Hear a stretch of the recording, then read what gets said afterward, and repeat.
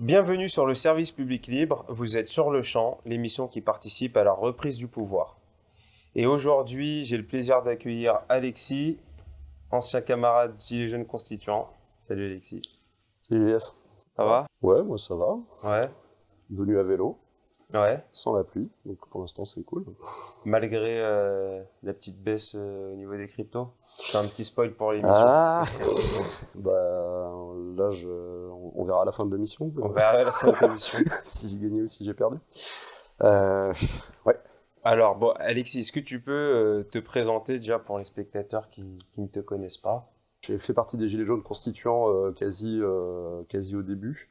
Je suis arrivé, je sais pas, vers quelque chose comme février-mars 2019.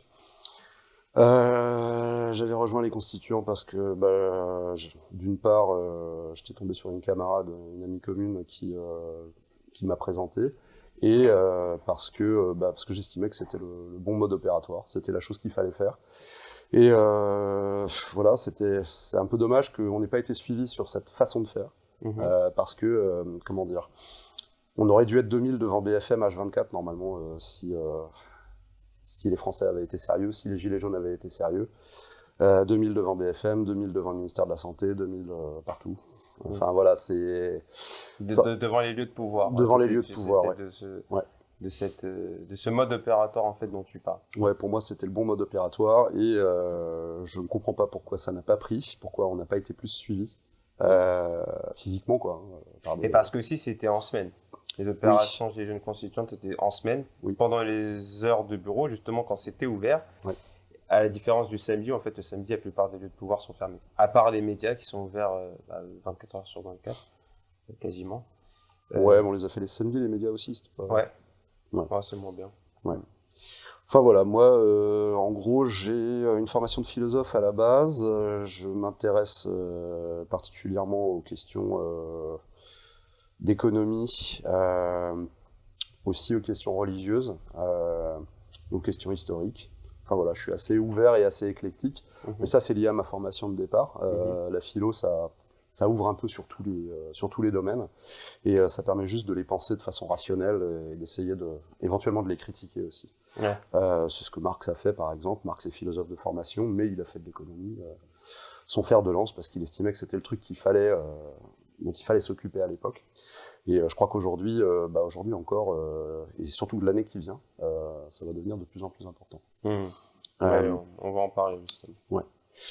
Donc voilà, sinon pour ce qui est de mon parcours... Ton parcours militant. Militant politique, moi j'ai... Comment dire dans ma jeunesse, ayant fait de la philo, j'étais plus axé sur l'éthique. Je pensais que les individus étaient importants et que le politique c'était un truc pourri qui servait à rien en gros. Mais arrivé en gros en 2008, quand il y a eu la crise des subprimes, moi qui connaissais un petit peu l'économie et qui ai vu la politique qui a été menée à l'époque, ça m'avait scandalisé en gros. Ça m'avait scandalisé et en plus c'est la même année que mon fils est né. Et comment dire, j'ai commencé à m'inquiéter sérieusement pour l'avenir de mon enfant et pour mon avenir à moi aussi, de la même façon. Du coup, j'étais un peu con. Je me suis engagé dans un parti politique d'extrême gauche, en l'occurrence le NPA à l'époque. NPA qui était pas encore le NPA, c'était encore la LCR, la Ligue communiste révolutionnaire, qui était en phase de transition. En fait, ils étaient en train de changer. Ils avaient décidé de s'ouvrir pour avoir plus de monde, etc. Parce qu'ils avaient peur de finir comme Lutte ouvrière, que eux qualifiaient de secte. Ils considéraient que LO c'était une secte. Et donc du coup, ils ont accueilli pas mal de monde, pas mal de gens qui sont rentrés. Comme il y avait la crise économique, comme il y avait Sarkozy en plus au pouvoir, qui menait une politique de merde. En plus, Sarkozy qui avait imposé la Constitution européenne à l'époque. Donc bref, il y avait toute une accumulation de facteurs qui ont fait que voilà, je me suis engagé dans le premier parti que j'ai trouvé, près de chez moi. Il y avait une librairie trotskiste. Et voilà, je suis rentré là-dedans. J'y suis resté 1 an et demi, mais voilà, j'avais déjà des idées. Enfin, moi, j'ai toujours été quelqu'un d'ouvert d'esprit, en fait. Et je pensais qu'ils étaient capables d'ouverture d'esprit, mais en fait, voilà, ça devient très vite limité. Et voilà, j'ai milité 1 an et demi, peut-être pendant 1 an de façon un peu déterre, et puis voilà, j'ai laissé tomber. Parce que je regardais aussi ce que faisait la dissidence sur Internet en même temps. Et je me suis aperçu que leur discours était extrêmement limité, que finalement leur activisme ne menait à rien, voire était complètement contre-productif, qui menait en fait à... c'est quoi leur truc à eux? C'est la défense des sans-papiers, des LGBT, des minorités en général. Mais comment dire, les minorités c'est important certes, mais il faut aussi s'occuper de la majorité. Et moi c'est ça qui m'a toujours choqué dans leur attitude et dans leur discours. Puisque qu'est-ce qui se passe au final? Moi c'est ce que j'ai dit au final, les trotskistes c'est des losers. C'est des losers pourquoi? Parce qu'ils veulent défendre la minorité contre la majorité. Je veux dire, quand on défend la minorité contre la majorité, il ne faut pas s'attendre à gagner des élections, il ne faut pas s'attendre à avoir un soutien populaire, il ne faut pas s'attendre à avoir une aura vis-à-vis de la population. Après, une des idées, je pense, des trotskistes, c'est de dire que l'accumulation de toutes les minorités, à la fin, constitue une majorité. Enfin, je sais pas. Je sais pas comment il raisonne, mais pour moi c'est un raisonnement qui est faux et qui tient pas debout. Et tout ce qu'ils ont pu faire pour les sans-papiers leur ont pas rendu le centième de l'aide qu'ils ont reçue. C'est aussi, il faut voir ça. Ce sont des gens qui se sont fait aider pour acquérir la nationalité française éventuellement, ou au moins des papiers, etc. Mais qui ne sont pas devenus des militants trotskistes ou communistes. Non, parce qu'en général, un sans-papier, lui, il veut juste survivre. Il veut bouffer, quoi. Le gars, après, une fois que c'est bon, il se satisfait de son petit confort qu'il a pu percevoir, ce qui n'est pas fondamentalement plus critiquable, parce que c'est une logique qui se tient, quoi. Bon. Mais c'est vrai que, il y a une limite. En gros, ça veut dire que ça n'a pas de portée politique puissante, quoi. C'est simplement, du bricolage. Et d'ailleurs, au final, ça va même dans le sens du capitalisme, puisque au final, c'est un peu la volonté.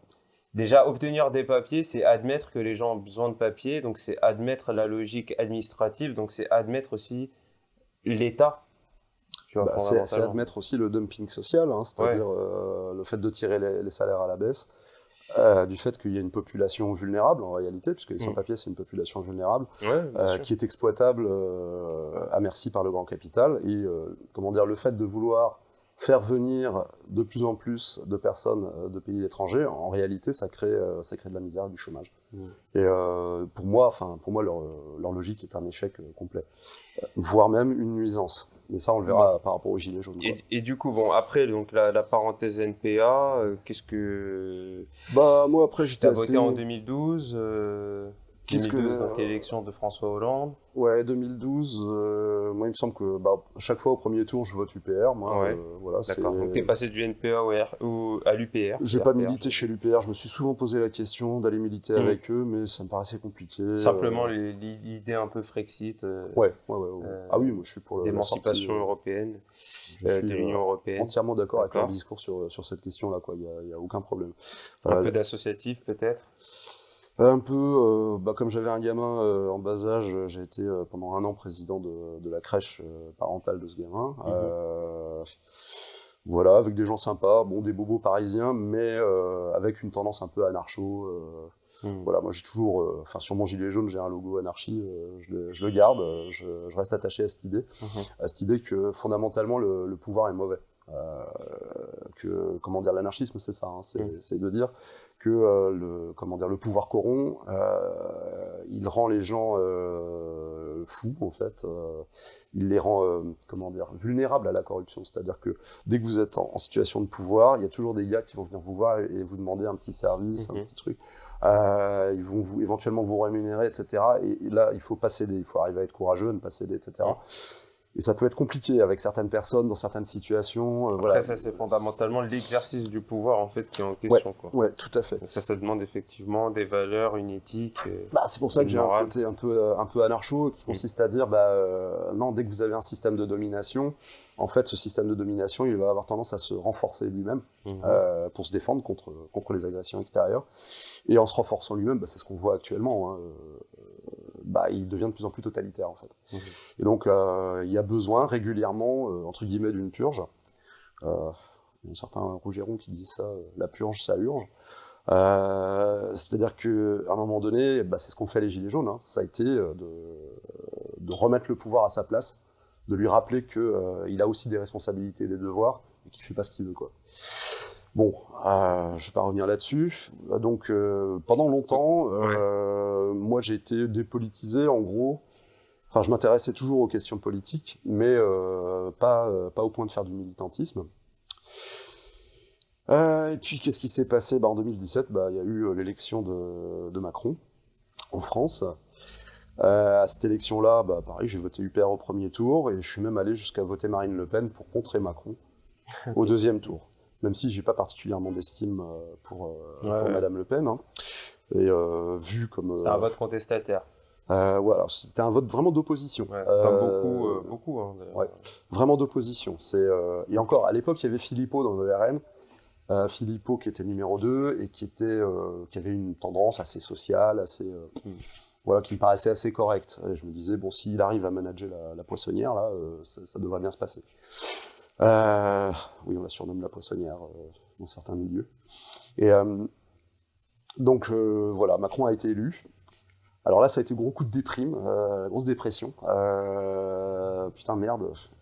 Déjà, me dire non, c'est pas possible, qu'est-ce qu'on va devenir, c'est une catastrophe.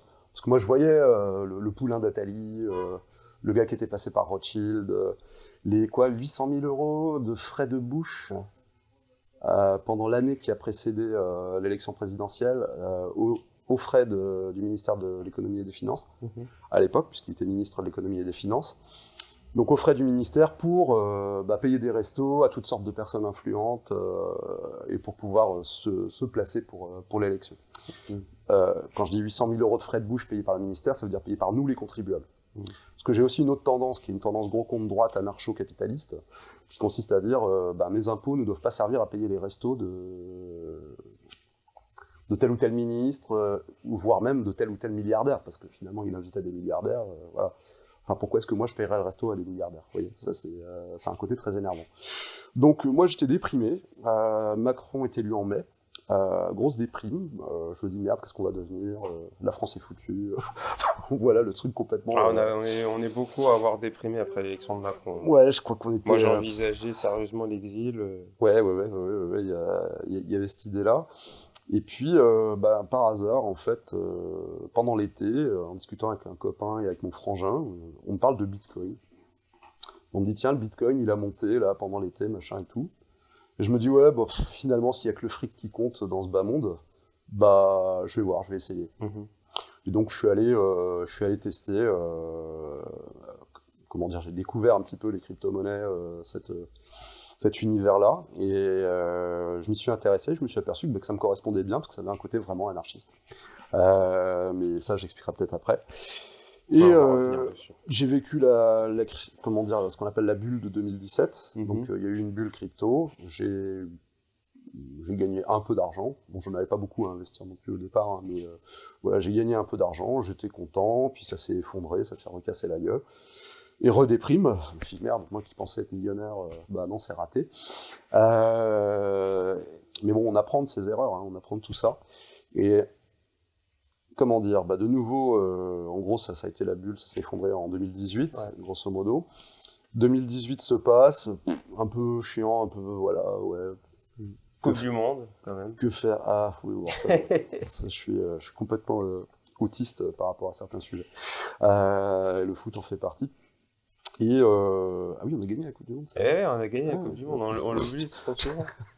Ah oui, et puis Macron était là à féliciter les joueurs. Ce qui démontre bien que même avec une Coupe du Monde, putain, Macron, il s'est pris les gilets jaunes 3 mois après, quoi. Et c'est ça. Divine surprise. Ouais. Divine surprise, merveilleuse surprise. Je me suis dit, merde, le peuple français existe encore. Et ça, ça a été un gros appel d'air, quoi. Ça a fait un bien, mais... Enfin, je pense que nous tous ici, vraiment, ça nous a fait un bien pas possible. De se dire, parce que, franchement, moi je croyais que ce pays était mort, quoi, que les gens étaient atones, qu'ils étaient amorphes, qu'il restait plus rien, que la France était foutue, quoi. Qu'on allait se faire bouffer par le grand capital, vendre à la découpe aux Saoudiens, aux Chinois et aux Américains éventuellement. Tout n'est pas encore gagné.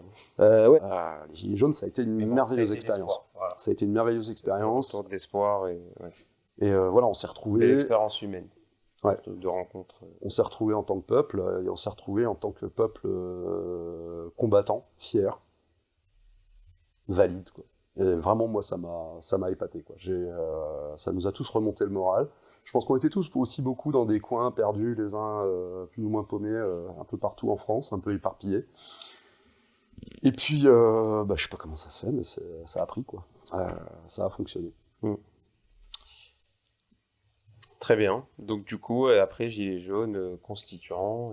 Ouais, assez rapidement, j'ai rejoint les Gilets jaunes constituants parce que, comme dit... Pour les raisons que tu as expliquées. Pour moi, c'était la bonne méthode, c'est-à-dire être présent sur les lieux de pouvoir, filmer, mettre la pression aux gens qui sortent des bâtiments, aux journalistes, mettre la pression...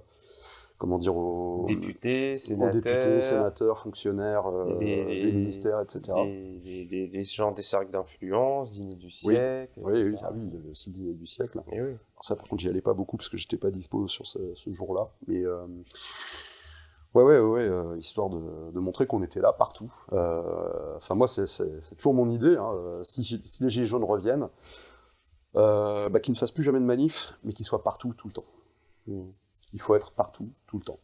Il faut être insaisissable, il faut être mobile, il faut être fluide. Vraiment, il y a cette idée d'activisme liquide. Il faut être dans une espèce de guérilla urbaine où on bouge tout le temps, mais on est tout le temps là. Et moi, vraiment, c'est comme ça que je le vois. Pour l'instant, le mouvement est fatigué. Là, c'est... Tout le monde est confiné, quoi. Confiné, même si c'est...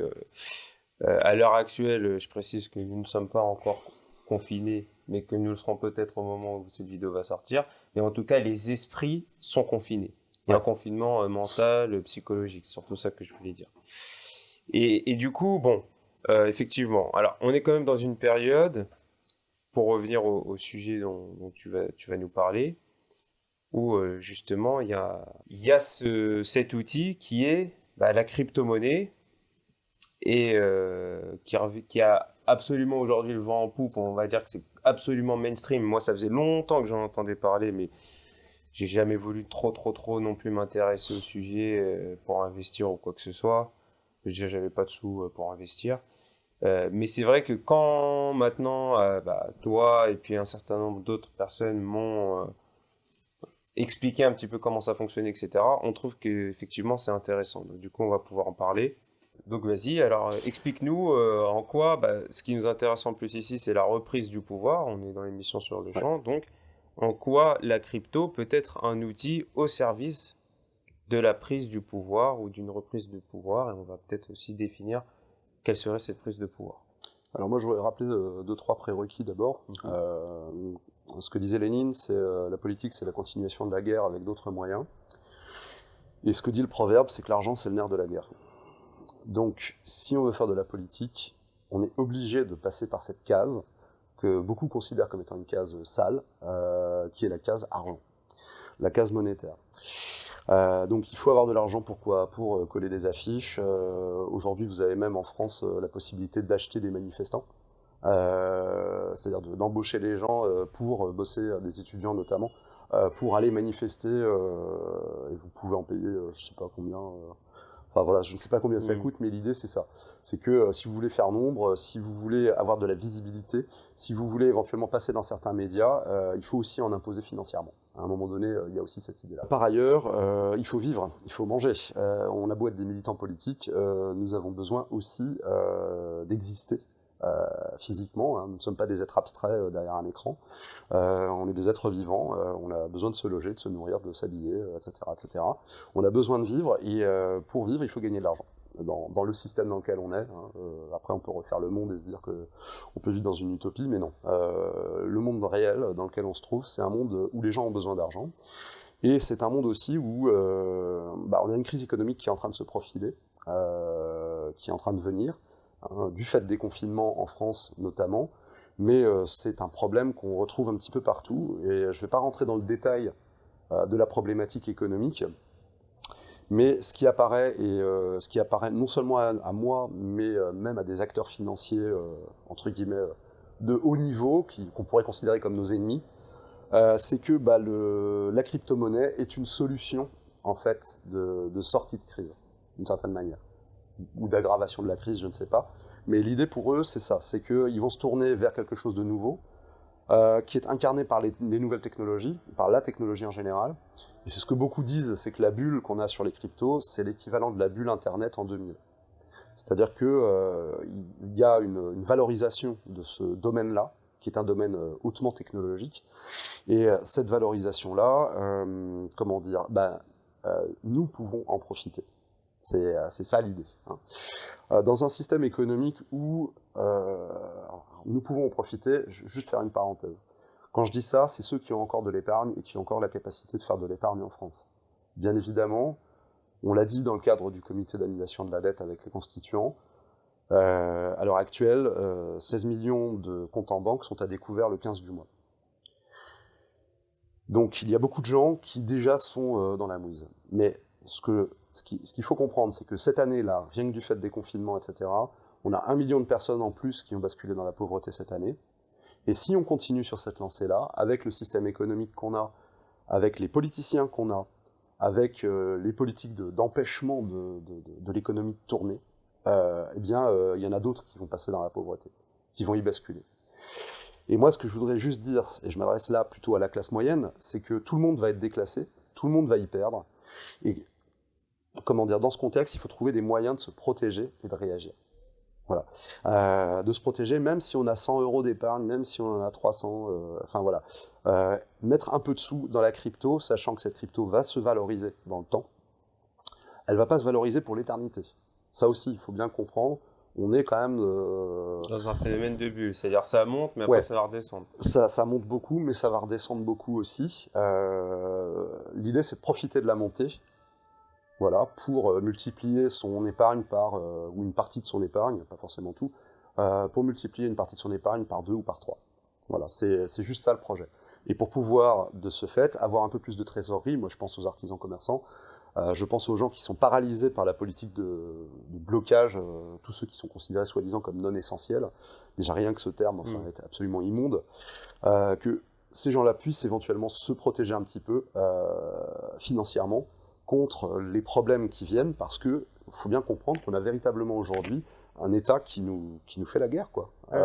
Qui fait la guerre à tous les indépendants, qui fait la guerre à tous ceux qui sont qui aiment la liberté, quoi. Enfin, la liberté dans leur boulot, quoi, tout simplement. Alors là, le premier point que tu vas développer sur l'aspect d'épargne est intéressant, mais moi, je trouve qu'il y a, alors justement, on va pouvoir en discuter et développer, mais il y a un aspect encore plus intéressant dans la crypto-monnaie, c'est que c'est un protocole qui permet aux transactions d'être relativement anonymisées et d'échapper au contrôle des banques centrales et donc des États. Ouais. Et alors, maintenant, aujourd'hui, il y a de grandes plateformes qui demandent à ce que les gens, quand ils achètent de la crypto, valident leur identité civile, etc., pour pouvoir justement retracer les transactions en crypto. Mais à l'origine, et d'ailleurs, on peut toujours échanger en crypto si on le fait via une clé privée. Une clé privée. Donc c'est aussi ça intéressant parce que on a aujourd'hui, depuis par exemple le confinement, je crois qu'il y a 80% de baisse des échanges en espèces, je crois. Ouais. C'est aussi ça, un aspect un peu difficile, limite catastrophique pour un certain nombre de domaines où en fait on sait que beaucoup de secteurs, notamment le secteur en particulier de la restauration, mais il y en a d'autres, vivaient aussi via une partie de leur chiffre d'affaires en économie informelle, en black. Oui, voilà. Y a beaucoup de cash qui circule. Il y a beaucoup de cash qui circule et on sait que le cash, ça permet quand même à pas mal de monde de survivre un peu ou de mettre un petit peu, d'arrondir les fins de mois bien comme il faut. Et là, le cash, il est en train de disparaître. On sait que c'est la volonté aussi de la Banque Centrale Européenne de mettre en place un euro numérique et donc de contrôler justement un genre de crypto-monnaie, cette fois-ci européen. Centralisé. Parce que c'est surtout ça l'intérêt de la crypto, c'est que la crypto est décentralisée. C'est-à-dire que Alors, il faut revenir un petit peu sur les fondamentaux. Ouais, voilà. Les fondamentaux, c'est banque et banque centrale. C'est-à-dire que ceux qui ont la capacité de créer de la monnaie dans le monde aujourd'hui, partout, ce sont les banques et les banques centrales. Les banques via de la dette et les banques centrales via de la dette contractée par les banques. Enfin, c'est toujours le même principe. Le principe, c'est celui de l'argent-dette. Alors, on n'est pas dans la création monétaire absolue et pure. Ça, comment dire, c'est ce qu'a fait la République de Weimar dans les années 30, et ça a amené à une catastrophe. La création monétaire pure, c'est je prends ma photocopieuse, je fais de la planche à billets, je crée de la monnaie. Et je la distribue sur le marché, quoi. Ce qui fait que la monnaie se dévalorise, elle perd de la valeur, ça crée de l'inflation, les prix sont de plus en plus élevés. Voilà, c'est une catastrophe. Donc, depuis, je pense, l'après-guerre, en gros, il y a des gens qui ont un petit peu réfléchi, qui se sont dit, la création monétaire, on va la faire sous forme de dette. C'est-à-dire que, c'est quoi une dette? Une dette, c'est une promesse. C'est une promesse de richesse produite à terme. C'est-à-dire qu'à un moment donné, quand moi j'emprunte, je sais pas, pour acheter un appartement, j'emprunte 100 000 euros, c'est-à-dire que je suppose que dans 10 ans, 20 ans, 30 ans, j'aurai 100 000 euros que je pourrai rembourser. C'est-à-dire que j'aurai créé de la richesse d'ici là. Et les banques centrales aujourd'hui, et les banques fonctionnent sur ce principe-là, qui est de prêter. Alors maintenant, on arrive à des taux négatifs, enfin on arrive à des trucs un peu délirants sur le système bancaire.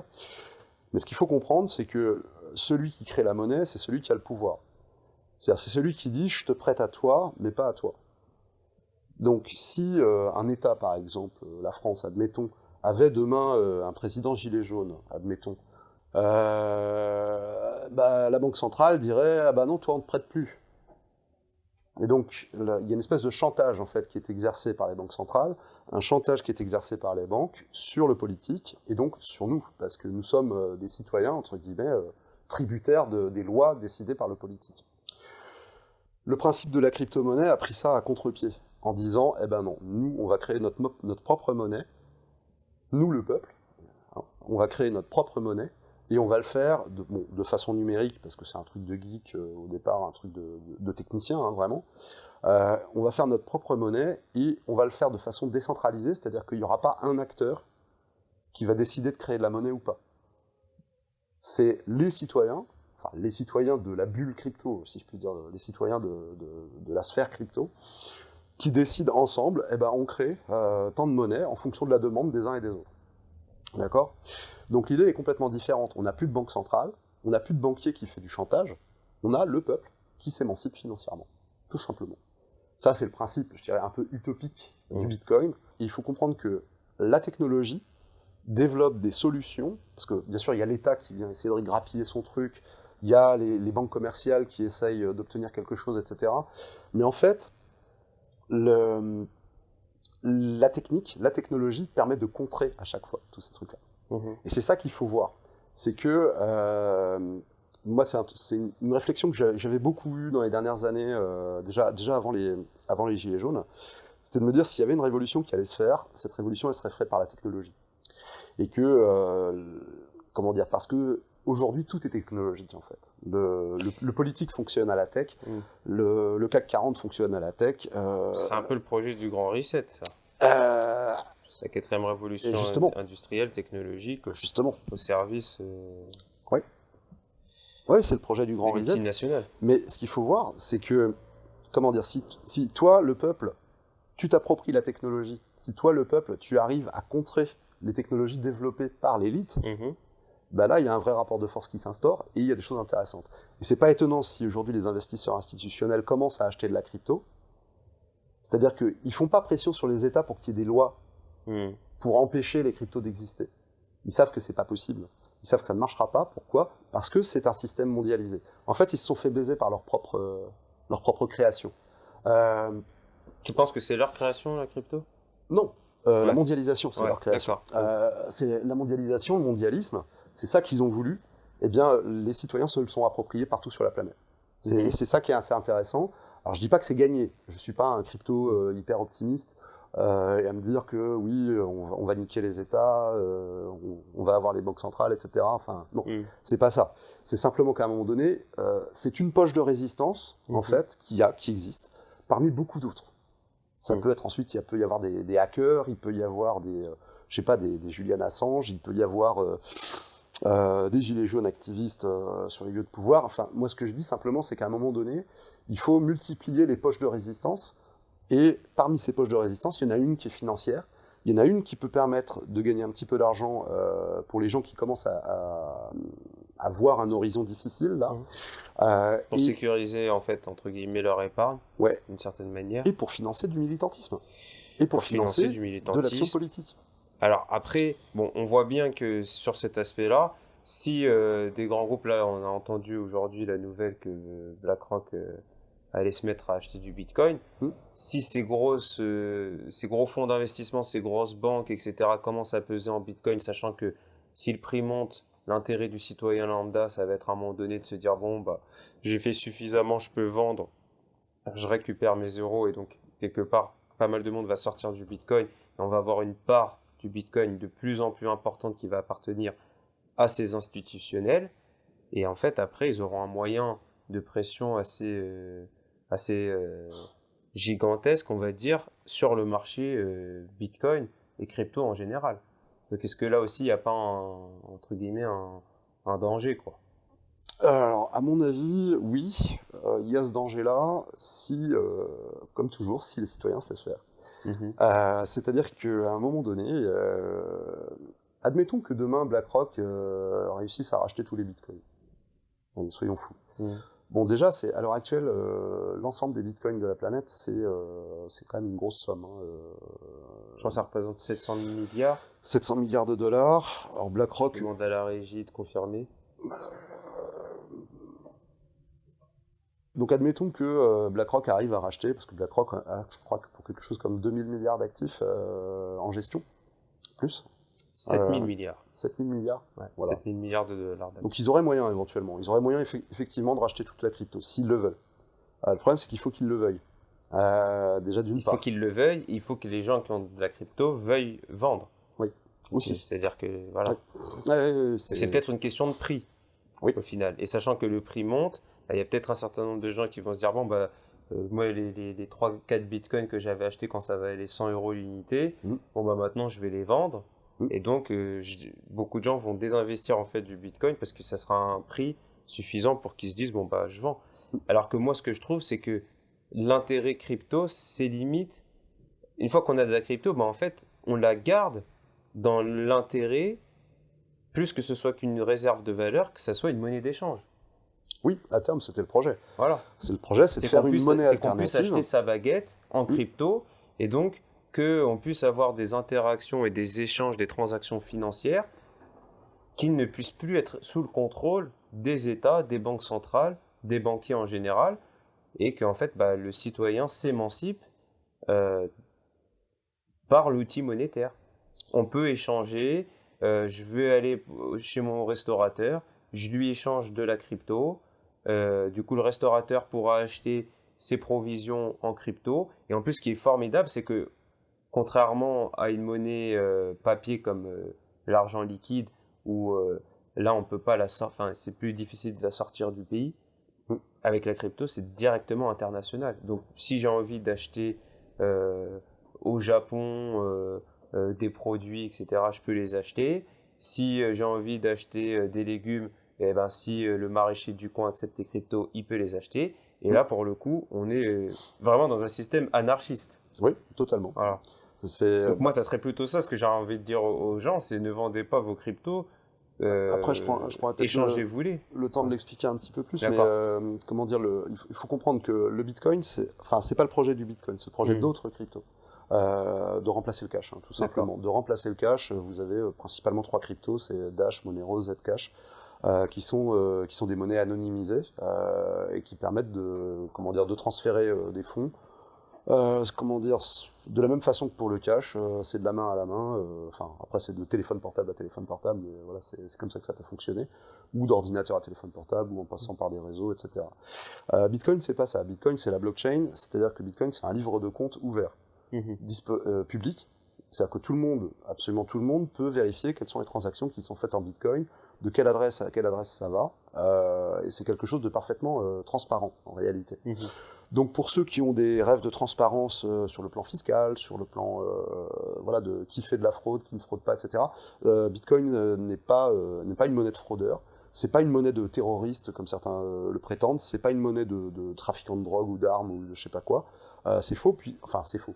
Ça l'a été, mais ceux qui l'ont fait ont été des gros naïfs et des gros idiots, parce qu'en fait la blockchain est lisible pour tous. Donc les mecs qui ont fait du trafic d'armes avec ça, alors à condition que ils sont traçables. On peut tracer le portefeuille, mais il faudrait pour autant qu'on arrive à identifier l'identité du portefeuille, à identifier le propriétaire du portefeuille. Oui, c'est pour ça qu'il y a des plateformes qui demandent une identification réelle avec reconnaissance faciale, etc. Et si c'est sur une clé privée et qu'on passait par exemple par des serveurs VPN, etc., on pourrait réaliser des transactions relativement anonymes. Et c'est ça, c'est ce que je disais précédemment, il y a toujours un technicien dans un coin qui va trouver une solution. C'est ça qui est génial. C'est ça qui est génial, c'est que quand les États rappliquent, quand les banques rappliquent, quand il y a toujours des techniciens qui vont essayer de trouver des solutions de sortie en fait, et qui vont permettre de perpétuer le système et de le maintenir. Donc ça, c'est un gros avantage. Et fondamentalement, comment dire, je dis pas que, moi je suis pas un utopiste de la crypto, c'est pas du tout ça. Hein. Je considère pas que c'est la solution à tous les problèmes et que ça va régler enfin leur compte aux banques centrales, que ça va régler leur compte aux banques, etc. C'est pas ça. Ce que je dis, c'est que c'est un outil de résistance parmi d'autres, parmi beaucoup d'autres. Hein. Et c'est vraiment dans cette direction-là que je pense que ceux qui ont encore un peu les moyens, il faut qu'ils s'orientent, quoi. D'accord. Et du coup, est-ce que on a parlé donc de cet aspect effectivement cash, etc. Et du coup, toi, c'est quoi toi ta stratégie fondamentalement qu'on peut se proposer sur les cryptos dans le cadre de la prise du pouvoir? C'est effectivement donc d'investir dedans. Ouais. Mais est-ce que plus que ça, on pourrait pas réfléchir à utiliser la crypto comme un outil d'émancipation monétaire réel, viable pour les Français, quoi? Alors ça, je dirais, il y a 2 étapes, quoi. Première étape, peut-être comprendre la crypto déjà. Ouais, déjà comprendre la crypto. Deuxième étape, surtout l'adopter. C'est-à-dire pas forcément tout adopter, mais c'est un peu le grand fantasme de tous les crypto-enthousiastes, c'est l'adoption massive. C'est-à-dire que le jour où, je ne sais pas, tous les Français utiliseront de la crypto, c'est gagné. Là, on a niqué la Banque de France. C'est fini. Il faut voir ce raz-de-marée potentiel. Alors bien évidemment, faut pas croire, les États ils vont se défendre contre ça. Ils vont se défendre bec et ongle, parce que l'argent, c'est vraiment le nerf de la guerre. Parce que la monnaie, c'est-à-dire que si on peut donner quelques propriétés de la monnaie, tu me corrigeras, ça remonte à mes cours d'économie, ça fait long, mais je crois qu'un des attributs de la monnaie, c'est que tu payes l'impôt avec. Oui. Et donc en crypto, tu ne peux pas payer l'impôt. Tu peux justement échapper plus ou moins à l'impôt. Donc là, c'est un gros problème, effectivement, pour l'État. Après, l'autre, c'est que c'est une réserve de valeur et un étalon d'échange. Oui, c'est un étalon fixe. Alors ça, c'est le problème de la crypto, et c'est pour ça que la crypto, à l'heure actuelle, ne peut pas être une monnaie, c'est parce qu'elle est trop instable au niveau de sa valeur. Trop volatile, comme on dit. Elle est beaucoup trop instable, mais moi, ce que je crois, c'est qu'au fur et à mesure de l'évolution, en fait, de cet écosystème, la valeur va se stabiliser, en fait. C'est ça, moi, ma vision. Pour moi, un bitcoin, d'ici une vingtaine d'années, aura une valeur relativement stable, et c'est les autres monnaies qui vont fluctuer en fonction de lui. Mais c'est lui qui va être de plus en plus stable. Un peu comme le rôle qu'a joué l'or. Ouais. Pour les monnaies lors de. C'était le projet. Les talons or. C'était aussi une des idées qui a été donnée par rapport au Bitcoin, c'était que le Bitcoin devienne un étalon de valeur, un étalon de référence, encore plus solide que l'or. Beaucoup plus solide. Pourquoi ? Parce que le Bitcoin existe en quantité fixe. Le principe d'un étalon de valeur, c'est vous avez un billet de $100, vous dites ce billet de $100 vaut tant de grammes d'or. Si l'année suivante, c'est un billet de $200 qui vaut autant de grammes d'or, ça veut dire que voilà, la monnaie a perdu de la valeur. Ouais. Et l'or reste la valeur de référence. Sauf que, l'or, ça se vole, ça se mine. Enfin, on va peut trouver l'année d'après un grand gisement d'or. On peut trouver des gisements, etc. C'est une solution qui est relativement variable. Le Bitcoin, il y en a 21 millions, point barre. Il y en a 21 millions, il n'y en aura pas un de plus, pas un de moins. D'ailleurs, il y en a déjà une bonne partie qui ont été perdues. Il y en a une partie qui sont possédées par le créateur du Bitcoin, Satoshi Nakamoto, dont on ne connaît pas l'identité. Mais s'il est encore vivant d'ici quelques années, ce sera l'homme le plus riche du monde. Tout simplement, si on suit la logique d'évolution des cours. Ce qu'il faut comprendre aussi, ce que beaucoup de gens ne savent pas, c'est que le Bitcoin suit une logique mathématique. Et qu'au fur et à mesure des années, du fait de certaines... ce qu'on appelle les halvings, c'est-à-dire du fait de l'évolution technologique, eh bien, il prend de la valeur automatiquement, de façon quasi automatique, parce qu'il devient plus rare, tout simplement. Et à force d'accumuler de la rareté, eh bien, il accumule aussi de la valeur. Donc l'idée, c'est que Bitcoin, là maintenant, il y a une bulle en cours. Donc il y a moyen de gratter un billet, entre guillemets, il y a moyen de faire une petite performance, mais il aurait fallu commencer déjà en juin, en fait, parce que en mars. Les cours étaient au plus bas et là, il y avait vraiment moyen de faire. En mars, le prix était à $3 000. Ouais, à $3 000 et là, il est à 30 000 là.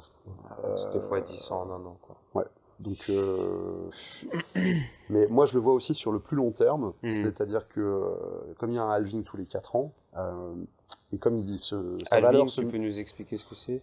Alors un halving, c'est un peu compliqué, ça prendra un peu de temps. Bon, alors écoute, comme on arrive à la fin de l'émission, on va passer là-dessus, mais justement, est-ce qu'on peut annoncer que du coup, tu vas pouvoir justement approfondir le sujet? Ouais. Alors, ce qu'on se propose, c'est de faire une émission sur les questions économiques, de façon un petit peu plus détaillée. Essayer de voir un petit peu la situation, d'abord de voir la situation économique dans laquelle on est actuellement, comprendre les cycles de crise, les cycles de bulles, tout ce qui a pu nous amener à la situation dans laquelle on est aujourd'hui. Hein. Parce que pour moi, ça a commencé en 2001. En gros, en 2001, vous avez le 11 septembre, mais le 11 septembre, c'est un événement qui a caché un autre événement qui était la crise des valeurs technologiques, justement, et l'effondrement d'une bulle des technologies, qui a eu des effets ensuite sur les taux d'intérêt, sur les emprunts, et sur la politique de la Banque centrale américaine, qui a amené ensuite à la crise des subprimes en 2008. C'est-à-dire que la crise n'a pas été résolue en 2001, donc ça a été reporté à 2008. 2008, nouvelle crise. On a retrouvé des nouvelles solutions avec ce qu'on appelle le quantitative easing, la création monétaire, l'endettement à outrance, etc. C'est la crise perpétuelle du capital. C'est la crise perpétuelle du capital, mais qui prend de plus en plus la forme d'une fuite en avant. Et c'est aussi pour ça que le Bitcoin est une alternative. C'est-à-dire qu'il s'agit de sortir de ce système à un moment donné, de passer à autre chose. Sortir du système, pour ce qui concerne l'argent, sortir du système classique, parce qu'on voit que ce système classique est dans une espèce de fuite en avant et dans une autodestruction en réalité. Et donc en gros, pour expliquer les choses, tu vas animer sur le service public libre une petite émission à ce sujet qui va s'intituler Lex Monetae. Lex Monetae, donc la loi de la monnaie. La loi monétaire, parce que c'est l'essentiel. Je ne vais pas reprendre la fameuse phrase de Rothschild qu'on a trop entendue, de Mayer Amschel Rothschild au 19e siècle, qui disait « Donnez-moi le contrôle de la monnaie et je ne me soucie pas de qui fait les lois ». Il y a vraiment cette idée-là. Je veux dire, le contrôle de la monnaie, c'est le pouvoir. C'est le pouvoir, malheureusement, je dirais. On aimerait bien que ce soit autre chose. Mais dans le monde actuel, c'est le pouvoir. Et si on veut reprendre le pouvoir, il faut prendre ce pouvoir-là. Et on peut rappeler aussi que les Gilets jaunes constituants avaient identifié ce pouvoir dès leur première opération chez Rothschild, chez JP Morgan, avaient identifié donc, le cœur du pouvoir, le pouvoir financier, le pouvoir économique, le pouvoir monétaire. Ouais. Voilà. Donc au final, c'est simplement dans la continuité. Une fois qu'on a identifié ce pouvoir, qu'on l'a dénoncé, maintenant on propose des outils Oui. Bah, il faut proposer des solutions. Donc, c'est ce qu'on va essayer d'expliquer dans le cadre de cette émission. Enfin, pour moi, d'abord, il faut faire l'état des lieux de la catastrophe en cours, hein, parce qu'on est dans une logique de crise perpétuelle, et puis proposer des solutions. Expliquer un petit peu plus en détail comment la crypto fonctionne, montrer en quoi c'est une solution. Après, il y a d'autres solutions alternatives, hein. Il y a les monnaies locales. Moi, je suis venu au crypto à travers la question des monnaies locales. En fait, je me suis intéressé aux monnaies locales et je me suis aperçu qu'il y avait des monnaies locales électroniques et puis des monnaies locales électroniques. Il y a la June, qui est une monnaie plus que locale, là, pour le coup, et qui est aussi une sorte de crypto, en fait, enfin, qui est numérique, en tout cas. Et on pourra parler justement de tout ça dans cette émission. Et donc, du coup, là, comme on est dans l'émission, donc sur le champ, on va proposer donc aux spectateurs, pour qu'ils soient acteurs et qu'ils participent à cette stratégie, qu'est-ce qu'on peut leur dire là, du coup, je sais pas, brûlez vos euros. Le principe, c'est que les euros qu'on a perdent de la valeur chaque année du fait de l'inflation. Alors il y a l'inflation réelle, l'inflation cachée, ça j'y reviendrai peut-être aussi. À l'heure actuelle, la monnaie perd de la valeur, que ce soit le dollar, l'euro, peut-être pas le yuan, je sais pas pour ce qui est des Chinois, mais voilà, pour ce qui est du monde occidental en tout cas, on a des monnaies qui perdent leur valeur et beaucoup de gens, cherchent des solutions alternatives et la crypto est une solution alternative, l'or est une solution alternative, l'argent métal est une solution alternative, les monnaies locales sont des solutions alternatives. Et donc c'est vers ça qu'il faut aller aujourd'hui. Il faut sortir de l'euro, sortir de la dictature de la BCE, parce que c'est aussi ça. Il faut que la BCE n'ait plus de pouvoir sur nos vies. Il faut que les banques n'aient plus de pouvoir sur nos vies. Quand elles n'auront plus de pouvoir sur nos vies, elles n'auront plus de pouvoir sur le politique et on pourra se le réapproprier. Je ne dis pas que on va y arriver par ce moyen-là seulement. Je dis simplement que c'est un moyen parmi d'autres de résistance, véritablement, face à une oppression qui, en ce moment, est en train de devenir de pire en pire, quoi. Donc du coup, chers téléspectateurs, achetez de la crypto, si vous le pouvez. Renseignez-vous auprès de vos monnaies locales. Achetez de la monnaie locale. Faites circuler les circuits en monnaie locale. Si vous êtes vous-même un producteur ou un commerçant, mettez-vous à la monnaie locale, essayez de voir comment vous pouvez fonctionner avec des monnaies locales. Sinon, fonctionnez aussi avec de la crypto. De l'or. De l'or. De l'argent. Achetez de l'or, de l'argent. Et puis, j'ai envie de dire, puisque nous sommes un service public libre, envoyez-nous des dons pour qu'on puisse travailler avec l'émission d'Alexis pour proposer une solution concrète. Je crois qu'on a quelques idées. Alexis, je vais le laisser développer dans son émission. On a quelques idées concrètes justement pour reprendre le pouvoir sur la monnaie et aller plus loin que justement les monnaies locales, etc. Et d'ailleurs, si vous voulez nous faire des dons en crypto, c'est fantastique. On a des adresses crypto sur le site internet, vous pourrez voir. Donc envoyez-nous du BTC, de l'Ethereum, de l'Avax. L'Avax est une bonne solution d'ailleurs en crypto, on y reviendra. Et puis restez branchés sur Service Public Libre pour participer à l'émission d'Alexis, l'ex Money Time. Voilà. Et hasta la victoria siempre. Siempre. Voilà. Mort à la dette. Mort à la dette. On l'a souvent crié dans les manifs, mort à la dette, mais vraiment... Mort à la dette, à bas l'usure. Ouais. Donc vous étiez sur le champ, l'émission qui participe à la reprise du pouvoir. Adhérez au service public libre pour être vous-même aussi acteur de cette reprise du pouvoir.